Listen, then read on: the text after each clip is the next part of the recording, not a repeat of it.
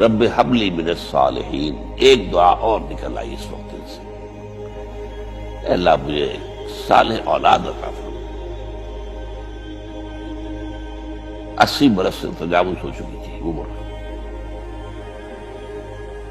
اولاد نہیں تھی، اور اللہ نے اسماعیل کا تھا بیٹا دے دیا۔ اب اللہ تعالیٰ نے حکم دیا ہاجرہ اور اپنے اس بیٹے کو لے جاؤ اور جاؤ وہاں بواد غیر ذی زرع، جاؤ وہاں حجاز کی اس وادی کے اندر، وادی غیر ذی زرع، وہاں ان کو چھوڑو۔ اب یہ امتحان دیکھیے، توکل کا امتحان۔ حضرت ابراہیم لے آئے، کوئی متنفس نہیں، کوئی گھاس تک پیدا نہیں ہو رہی۔ وہ درخت کا ہونا تو اور بڑی بات ہے کہ کھجور کا درخت ہو یا کوئی اور درخت ہو، پانی نہیں،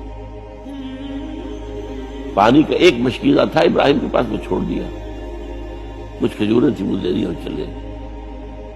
حاجرہ پوچھتی ہمیں کس کے بعد سارے چھوڑ کے کھا رہے ہیں؟ کہنے لگے اللہ کے۔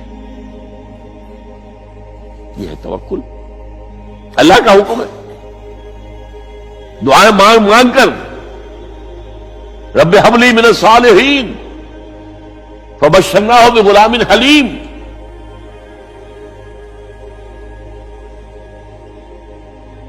اب وہ بچہ آتے رہتے تھے، چکر لگاتے تھے۔ فلما بلغ معہ السعی، جب وہ بچہ اسماعیل ان کے ساتھ بھاگنے دوڑنے کے قابل ہو گیا، کاموں میں ہاتھ بٹا رہا ہے، 13 برس کی عمر ہو گئی ہے، نوجوان، اب اندازہ کیجئے 100 برس کی عمر، بوڑھا آدمی، اولاد اب تک ہوئی نہیں تھی، ایک اولاد مانگ مانگ کر دعا سے اللہ سے لی ہے۔ اب آخری امتحان آتا، اس سے آگے کوئی امتحان نہیں۔